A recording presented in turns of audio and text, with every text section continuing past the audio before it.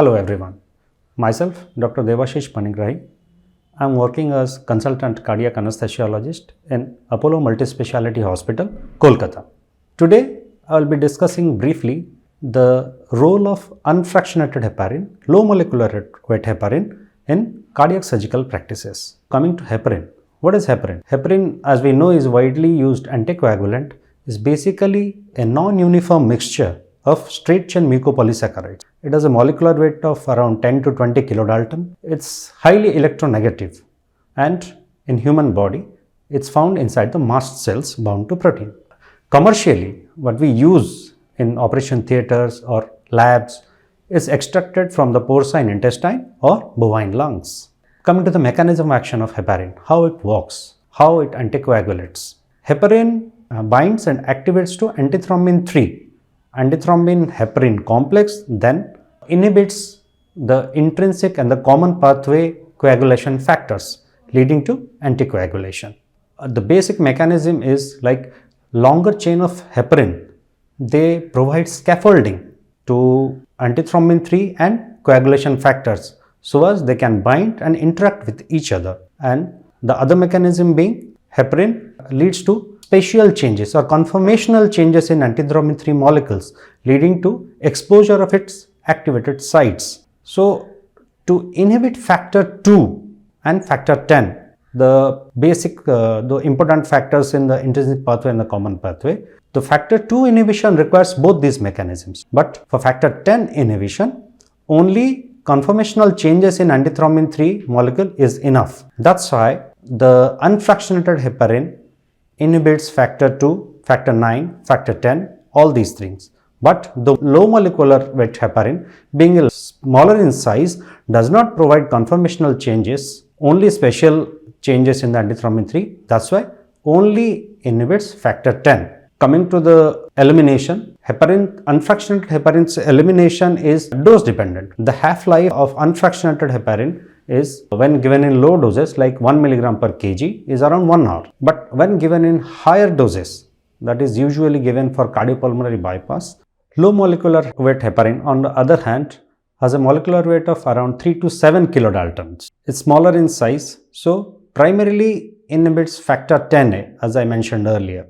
It has got better bioavailability than unfractionated heparin. It causes lesser platelet activation, and clearance is dose independent, and it's primarily by renal mechanism. The dose is, as we know, low molecular heparins are given primarily as a subcutaneous route. The basic uses of low molecular heparin and unfractionated heparin differs at certain places. Like unfractionated heparin is majority is used for cardiac surgical practices as an institution of cardiopulmonary bypass, in off-pump coronary artery bypass graft surgeries, any vascular surgeries, maybe central or peripheral vascular surgeries, during the institution of extracorporeal membrane oxygenators, during primary angioplasties, or for that matter any other angioplasties, during acute coronary syndromes, and patients undergoing hemodialysis.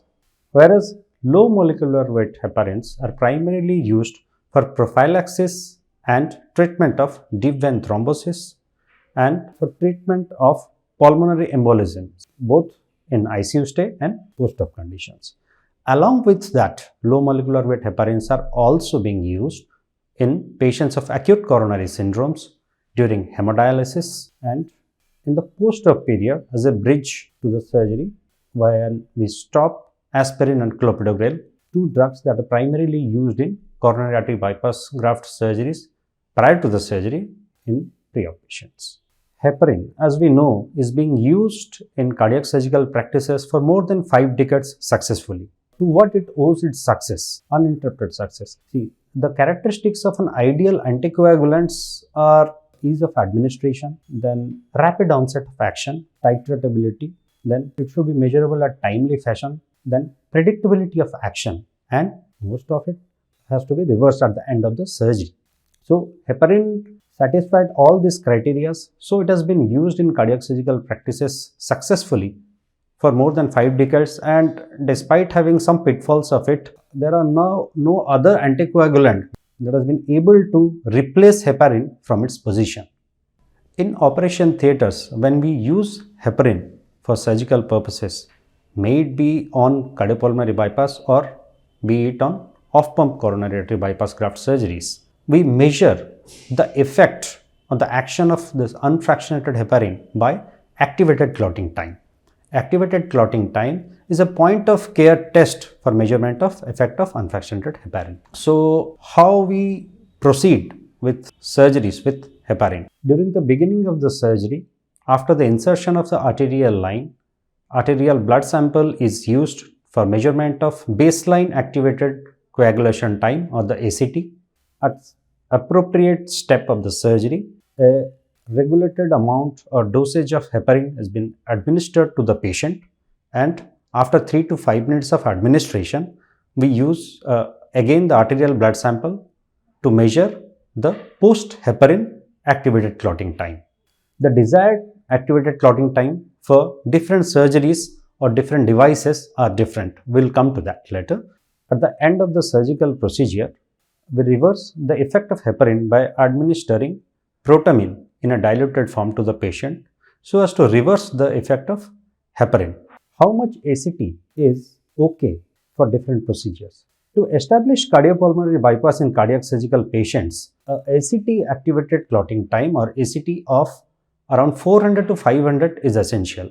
Earlier, a fixed number of 480 was considered optimal, but now an ACT value of around 400 is considered optimal. Throughout the surgery, throughout the procedure when cardiopulmonary bypass is instituted, ACT of around 400 to 500 has to be maintained. It has to be measured at the beginning and then hourly so as to supplement the initial dosage of heparin if required, so as to maintain a ACT of around 400 to 500. For off-pump surgeries, ACT value of 250 to 300 is adequate. For ECMOs, ACT value of around 220 to 260 is sufficient. Same goes for percutaneous procedures, peripheral vascular surgeries, and angioplasties. How ACT is measured inside the operation theatres or in labs? The fresh whole blood is added to a tube containing an activator molecule, which is a negatively charged molecule, can be selenite, which is diatomaceous earth, or kaolin or glass beads. They enhance the tissue activation pathway, tissue activation phase of the intrinsic pathway that leads to quick results that are reproducible in the theatre. The normal value of ACT again depends on the type of activator used. For selenite, it can be around 100 to 170. For kaolin, it can be 90 to 150, and for glass, 100 to 180. These are the normal values. Primarily, we use two types of ACT machines. These are automated machines. One is hemochrone technique, other one is hemotech technique. In the hemochrone technique, we use selenite as the activator, and in the hemotech, we use kaolin as the activator. The normal values we get by these machines are not interchangeable because the basic mechanism and the activators are different. So, the values are not interchangeable. Primarily for cardiopulmonary bypass, we use 3 to 4 milligrams of heparin, that is 300 to 400 units of heparin per kg body weight to achieve ACT of around 400 to 500. Thus, the usual dose of heparin that is used to achieve this ACT.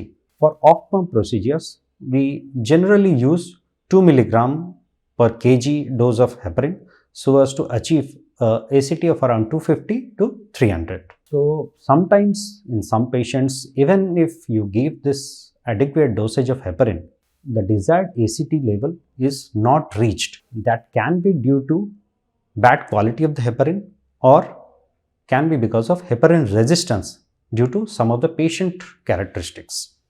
Various low molecular weight heparins that are available today, like enoxaparin and dalteparins, are primarily used in prophylaxis and treatment of deep vein thrombosis and the management of acute pulmonary embolism. What happens in post-surgical patients?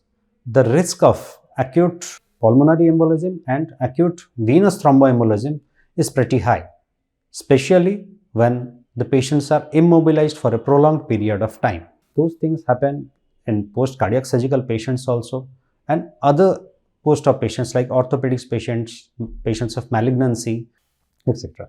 So, in post-cardiac surgical patients also, we use post-operatively low molecular weight heparin like enoxaparin to prevent deep vein thrombosis.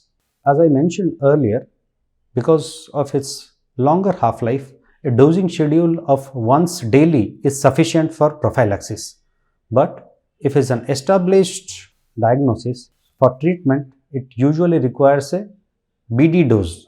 And as to summarize, unfractionated heparin had stood the test of time as an ideal anticoagulant to be used in cardiac surgical procedures, be it off-pump surgeries or surgeries that are done on cardiopulmonary bypass support. Heparin is also successfully used for institution of extracorporeal life support in ventricular assist devices, in angioplasties in cath labs, and in hemodialysis patients. Low molecular weight heparins are primarily used in prophylaxis and treatment of deep vein thrombosis, prophylaxis of acute pulmonary embolism in both pre-op in ICU patients and in post-op surgical patients. So, to sum up, the role of unfractionated heparin and low molecular weight heparins in cardiac surgical patients and other group of patients associated with cardiac surgical practices are being delineated here. Inhibition of factor 2 requires both these mechanisms, but inhibition of factor 10 requires only the second mechanism. That explains why low molecular weight heparins selectively inhibit factor 10 only. Coming to the metabolism of unfractionated heparin. Unfractionated heparin is metabolized primarily in liver by the enzyme heparinase. Its clearance is dose dependent. Like on lower doses, like 1 mg per kg when used, the half-life is around 1 hour. But at higher doses, like 3 to 4 mg per kg that is used during cardiopulmonary bypass, the half-life is around 5 hours. That's all. Thank you.